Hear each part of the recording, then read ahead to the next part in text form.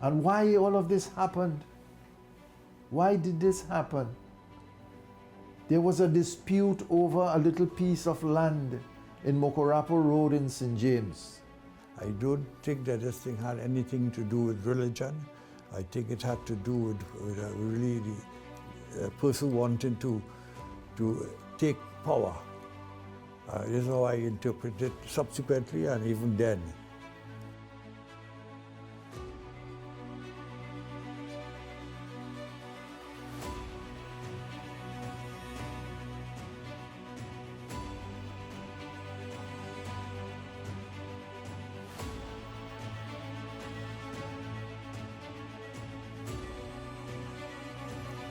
Beyond 1990, 35 years later. The 1990 attempted coup is a defining marker in the short history of Trinidad and Tobago as a republic. On 27 July of that year, insurgents associated with the religious group the Jamaat al-Muslimin and led by Imam Yassin Abu Bakr violently forced their way into the Red House in the capital Port of Spain, disrupting a sitting of the lower house.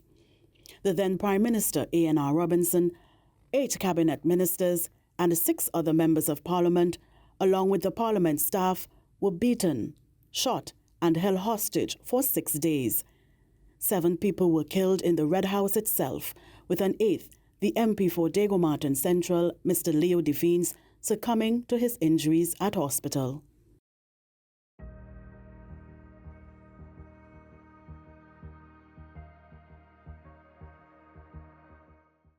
I was in Parliament.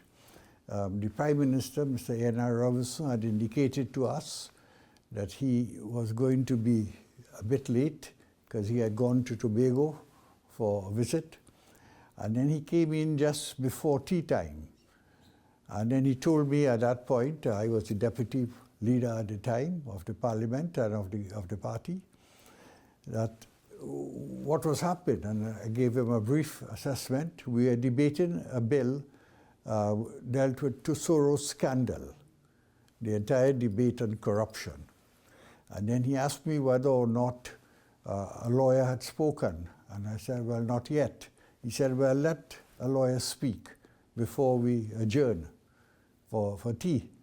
And that is how Mr. Joseph Tony, who was the lawyer in the team, began his speech.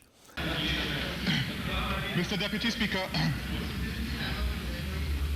Mr. Deputy Speaker, and then we come to the whole, this is why it saddens me to know that in these issues, the issue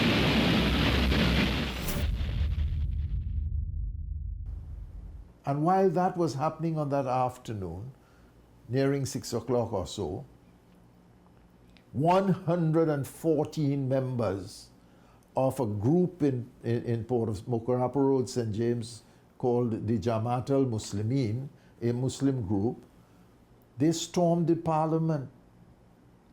They invaded and they took over the state-owned TTT. And they bombed the police headquarters, which is located obliquely opposite to the Parliament building, the Red House. 114 with the most sophisticated and dangerous weapons that you can think about. And the Prime Minister of the country, the Attorney General, the ministers of government, the ordinary members of Parliament elected to be there,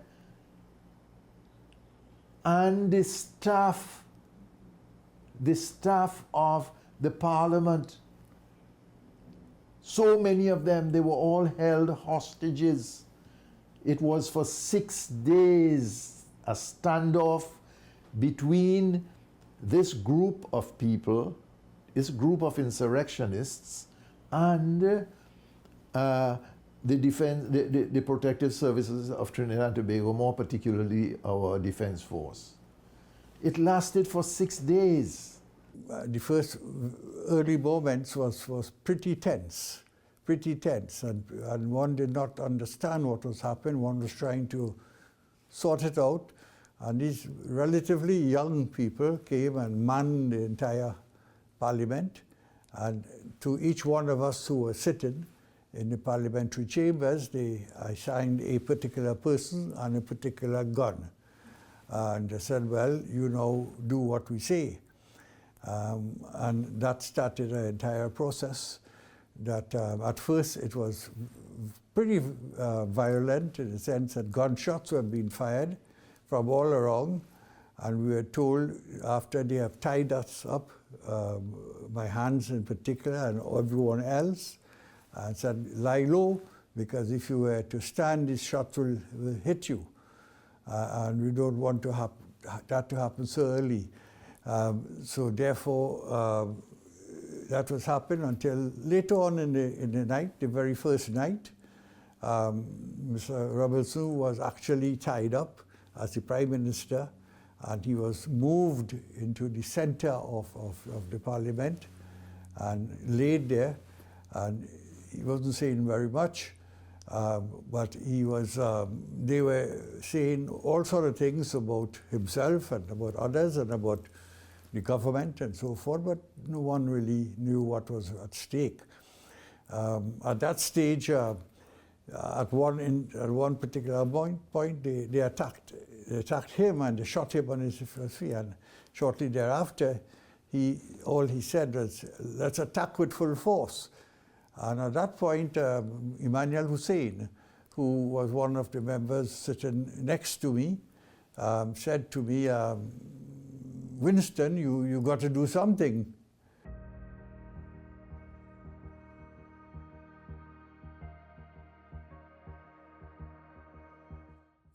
And so Winston Dookeran was thrust into a role, navigating with little experience and virtually no knowledge of the scale of the situation beyond the parliamentary chamber.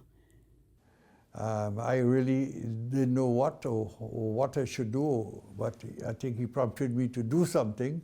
So I sort of raised my tied hands and I got the attention of the person who was looking at me with the gun. And he looked at me and he said, well, he walked across from where he was standing, which was about 2 or 3 feet away. And he said, "What do you want?" I said, "Well, I want to talk." And he said, "Well, who are you?" And I said, "Well, I am Winston Dookeran." He said, "We know that, but what position do you hold?" And I said, "Well, I am the Minister of Planning." He said, "I'm sure you did not plan for this one." That might sound pretty tough, but it was a relief for me that here was a Trinidadian making a pecan joke, in my view, and relieved the tension that was in my heart and in my mind. This was about midway during the night. And so that continued for the first night. And we all closed up in the Parliament chambers. The doors were closed. And my first role then, as I started this discussion with him, and then subsequently with I believe, Mr. Bilal, who was in charge of the Parliament, and it turned out that Mr. Abu Bakr was somewhere, I believe, in the TTT.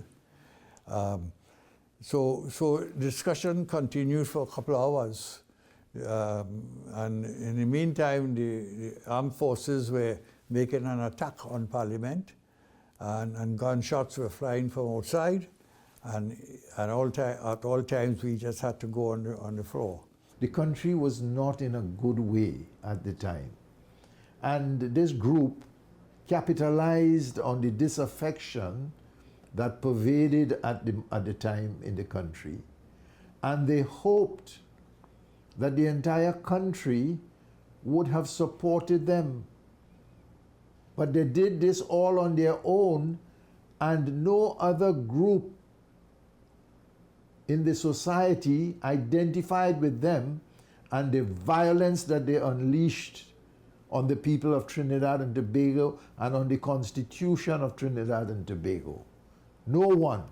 In fact, 35 years later, we are the only democracy in the Western Hemisphere where something like this has happened. Nothing like this has happened in any other country. A peaceful, loving, carnival people like Trinidad and Tobago. That is the stain that was brought upon our nation. There were negotiations between our security forces and the Jamaat al-Muslimin.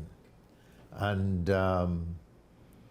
they wanted guarantees that they will not be prosecuted and they will surrender. And they entered into, the state entered into an arrangement with them, a written agreement with them, under undue influence and under the gun, under the barrel of the gun. Officials of the state signed this document.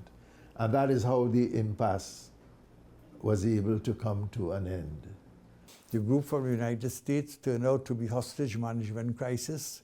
They were referred to as the Delta Group. Most of them were young women like yourself. Most of them, I must say that. I was taken by that. But they were really professional, and they tell us how to run the show, and they did their job. When the surrender took place, they immediately left within a matter of hours.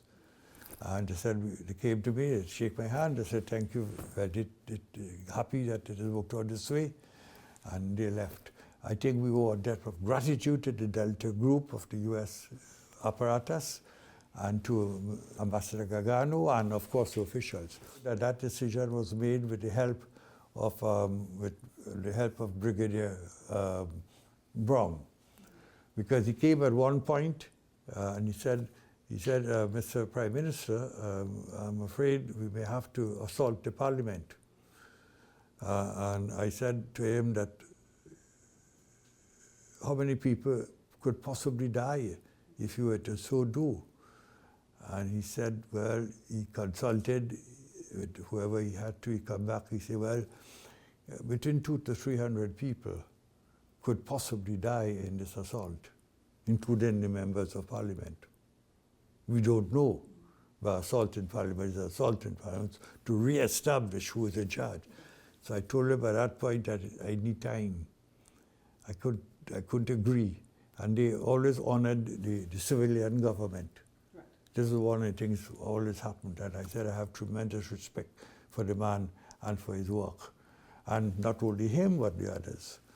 I said, give me some time to think it over, and you think it over, and come back to me.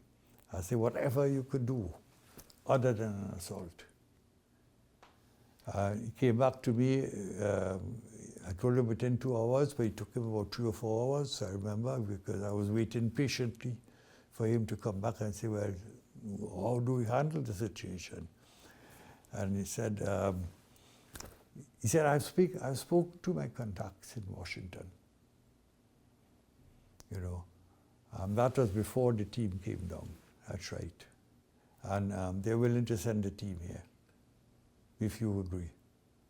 And that's why the team came in. But that's an important turning point. And that, when they came, they said, we will negotiate a way out of the situation.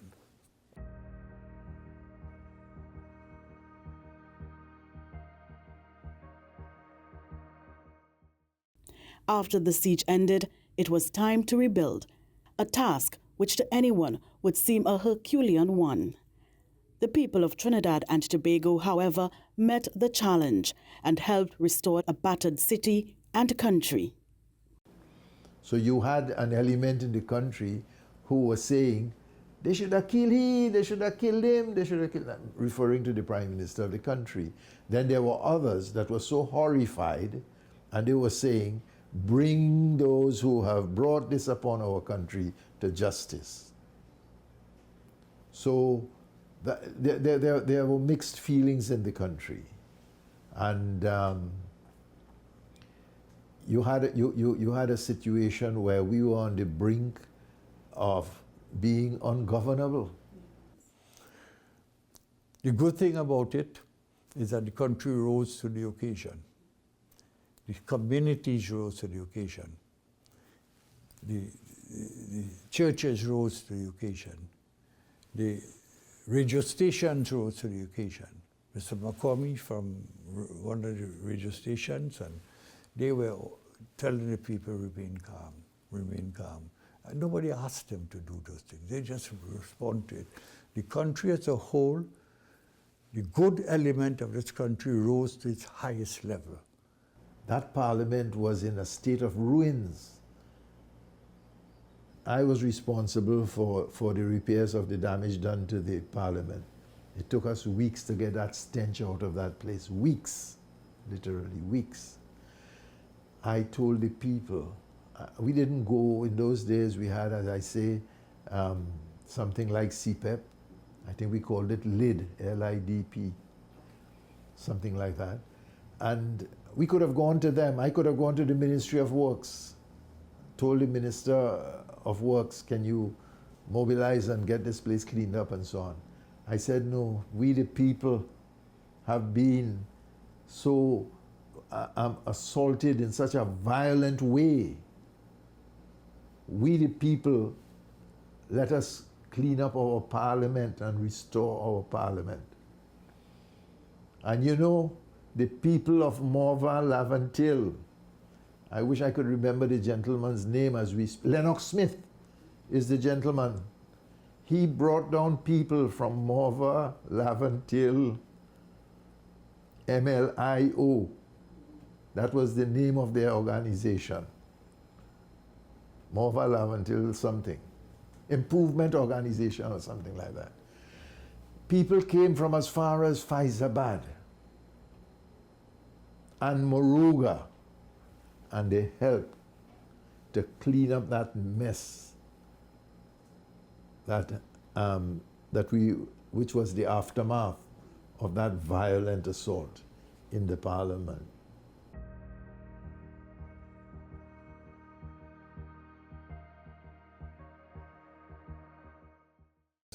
I spoke on many occasions to the foreign media, and I had to assure them that this was under control. My job was to tell them that we were preserving, and to tell them the truth, which was that we were taking all steps to preserve the democratic system in our country against this violent attack. We had a state of emergency. You had to, within a week or 2 weeks or so, you've got to have a sitting, according to law, to extend the state of emergency. I went to the Honorable Chief Justice because just across the road was the Hall of Justice, and there is a big convocation hall. I said, can we use there for the Parliament sitting? We have to have a place for a sitting to extend the state of emergency. And the Honorable Chief Justice, I wasn't seeing what he was seeing. He politely said, Speaker, I understand the need, and I wish I could help you. Don't you see? He's talking to me as a lawyer for our Chief Justice. He said, don't you see litigation coming out of what has transpired? I said, yes. He says, by you coming into the Hall of Justice, you are going to be engaging the judiciary in something that is wholly and solely within the ambit of the executive and the parliament. So please leave us out of that. We went to the Central Bank Auditorium.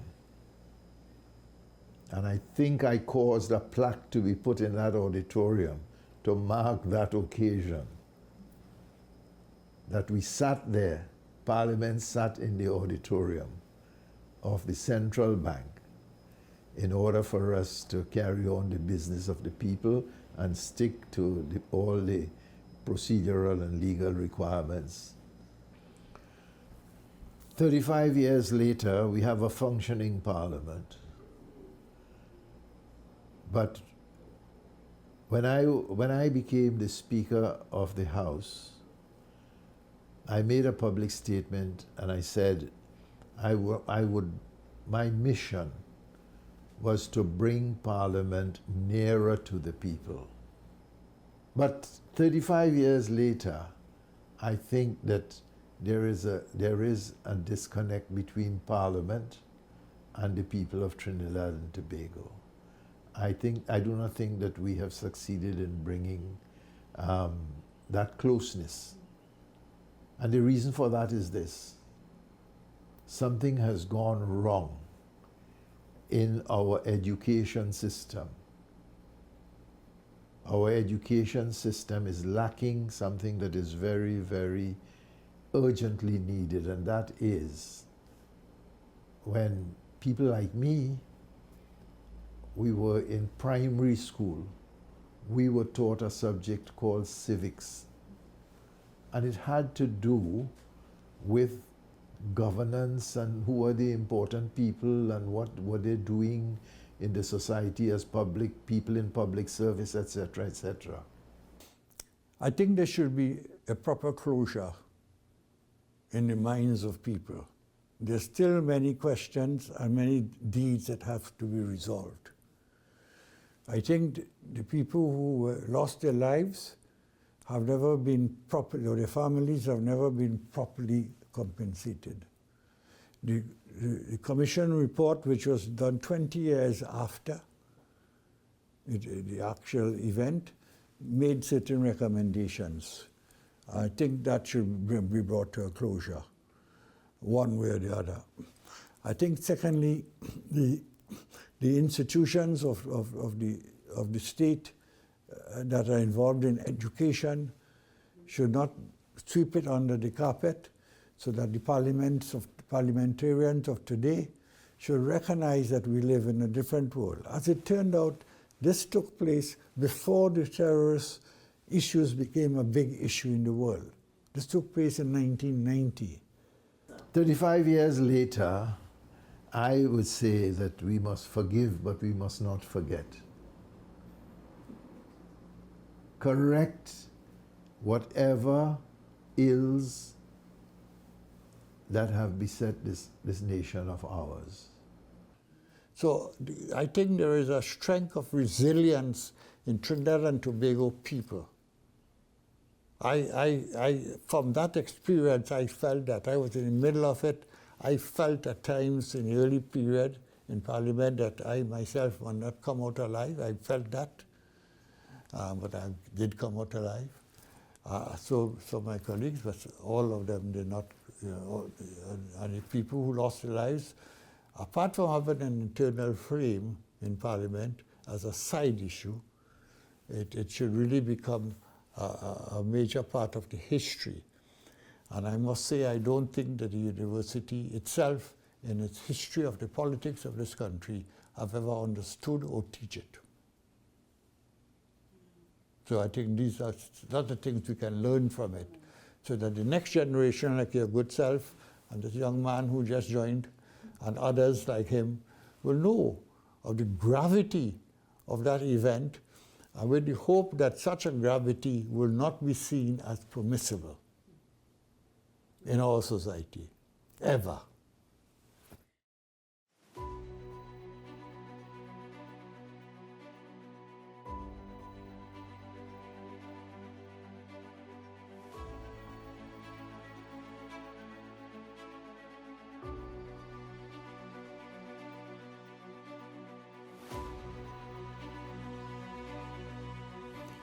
Beyond 1990, 35 years later.